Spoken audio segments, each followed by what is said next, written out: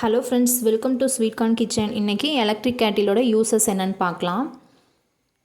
இதில் வந்து பிளாஸ்டிக்கில் ஒன்று கொடுத்துருக்காங்க. இது வந்து எக் பாயில் பண்ணுறது. ஸ்டீலில் ஒரு ஸ்டாண்ட் ஒன்று கொடுத்துருக்காங்க. உள்ளே வந்து இந்த மாதிரி தான் இருக்குது.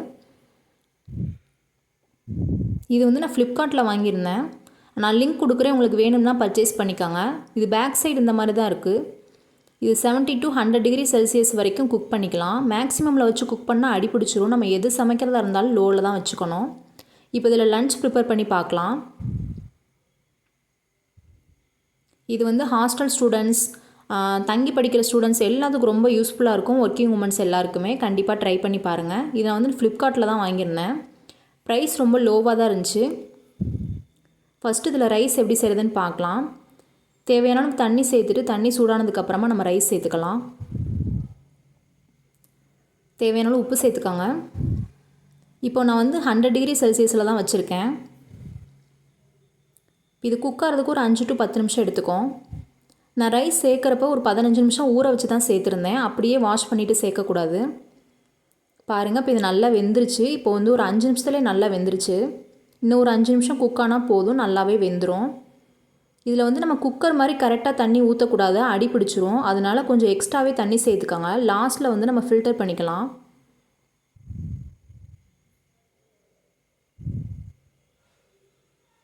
இந்த எலக்ட்ரிக் கேண்டிலில் வந்து ரைஸ் மட்டும் இல்லை, நிறையா வந்து பாஸ்தா, சேமியா இந்த மாதிரி நிறையா ரெசிபி பண்ணலாம். இது லன்ச் எப்படி ப்ரிப்பேர் பண்ணுறணும் அப்படிங்கிறதுக்காக ஒரு ஐடியாக்காக தான் நான் உங்களுக்கு வந்து இந்த ரெசிபி போட்டிருக்கேன். கண்டிப்பாக இது உங்களுக்கு யூஸ்ஃபுல்லாக இருக்கும். அவ்வளோதான் ஃப்ரெண்ட்ஸ், ரைஸை வந்து தண்ணியை ஃபில்டர் பண்ணிவிட்டு தனியாக எடுத்து வச்சுக்கலாம். இப்போ வந்து நம்ம பொட்டேட்டோ ரெடி பண்ணலாம். உருளைக்கிழங்கு வந்து ஒரு 2 நிமிஷம் மட்டும் குக் ஆனால் போதும். நம்ம எப்பயும் போல் செய்கிற ப்ரொசீஜர் தான்.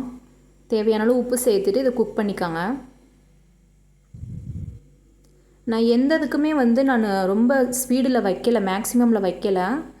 நான் இதுக்கு வந்து ஒரு 70 டிகிரி செல்சியஸில் தான் வச்சுருக்கேன். உருளைக்கிழங்கு நல்லா வெந்துருச்சு. இப்போ எண்ணெய் சூடானதுக்கப்புறமா நம்ம கடுகு சேர்த்துக்கலாம்.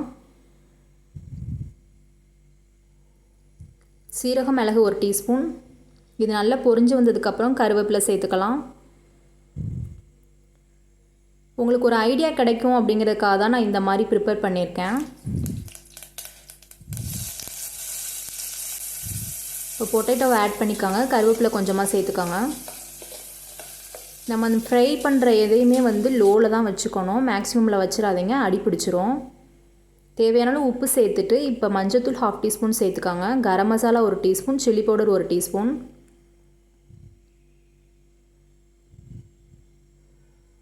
இப்போ இதை நல்லா மிக்ஸ் பண்ணிவிட்டு இது 1 நிமிஷம் நல்லா குக் ஆகட்டும். இப்போ இது லிட்டை மூடி நல்லா ஒரு நிமிஷத்துக்கு குக் பண்ணுங்கள்.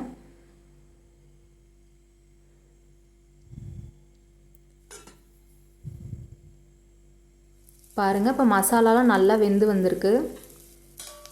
பார்க்கவே சூப்பர் டேஸ்ட்டாக இருக்குது. நம்ம எப்பயும் போல் சமைக்கிற மாதிரி தான் இருந்துச்சு. எலக்ட்ரிக் கேட்டில் எந்த டிஃப்ரென்ஸும் இல்லை. டேஸ்ட்டும் சூப்பராக தான் இருந்துச்சு. அடுத்து இப்போ நம்ம வந்து ரசம் எப்படி செய்கிறதுன்னு பார்க்கலாம். நான் லெமன் சைஸ் புளி எடுத்திருக்கேன். இது ஒரு 10 நிமிஷம் நல்லா ஊறட்டும். இது தனியாக ஒரு பக்கம் இருக்கட்டும். மிக்ஸி ஜாரில் வந்து சீரகம், மிளகு ஒரு டேபிள் ஸ்பூன் சேர்த்துக்கோங்க. ஒரு 5 பல்லு பூண்டு சேர்த்துக்கோங்க. கருவேப்பிலை கொஞ்சம். நான் வந்து க்ரீன் சில்லி 3 எடுத்திருக்கேன். உங்கள் காரத்துக்கு ஏற்றாப்படி எடுத்துக்கோங்க. ஒரு தக்காளியை பொடியாக நறுக்கி சேர்த்துக்கோங்க. இது கொஞ்சம் கொரகொரப்பாக அரைச்சி எடுத்து வச்சுக்கலாம். இப்போ நம்ம ஊற வச்சுருக்க புளி தண்ணி இருக்குல்ல, அதில் இப்போ சேர்த்துக்கலாம். அதை இப்போ உங்களுக்கு தண்ணி கொஞ்சம் அதிகமாக வேணும்னா நல்லா சேர்த்துக்கோங்க. 1/2 டீஸ்பூன் உப்பு சேர்த்துக்கோங்க. மஞ்சத்தூள் 1/2 டீஸ்பூன். இப்போ இது ஒரு தடவை நல்லா கலந்து விட்டுட்டு இப்போ நம்ம சமைக்க ஆரம்பிச்சிடலாம். இப்போ எலக்ட்ரிக் கேட்டிலை வந்து ஆன் பண்ணிக்கோங்க.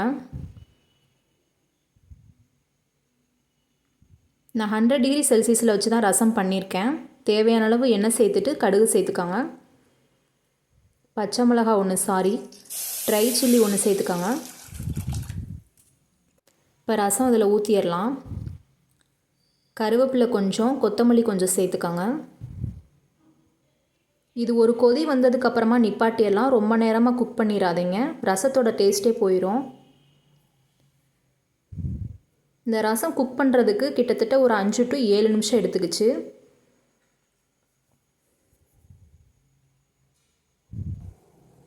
ஒர்க்கிங் உமன்ஸ்க்கு இது ரொம்ப யூஸ்ஃபுல்லாக இருக்கும். சீக்கிரமாகவே மீல்ஸ் ரெடி பண்ணிடலாம். இப்போ இது இன்னொரு பாத்திரத்துக்கு மாற்றிடலாம். இன்றைக்கி எலக்ட்ரிக் கட்டியில் வச்சு இன்றைக்கி மீல்ஸ் ப்ரிப்பரேஷன் எப்படி செய்கிறதுன்னு பார்த்தோம். ரைஸ், பொட்டேட்டோ ஃப்ரை அண்ட் ரசம் ரொம்ப சூப்பராக வந்துருந்துச்சு.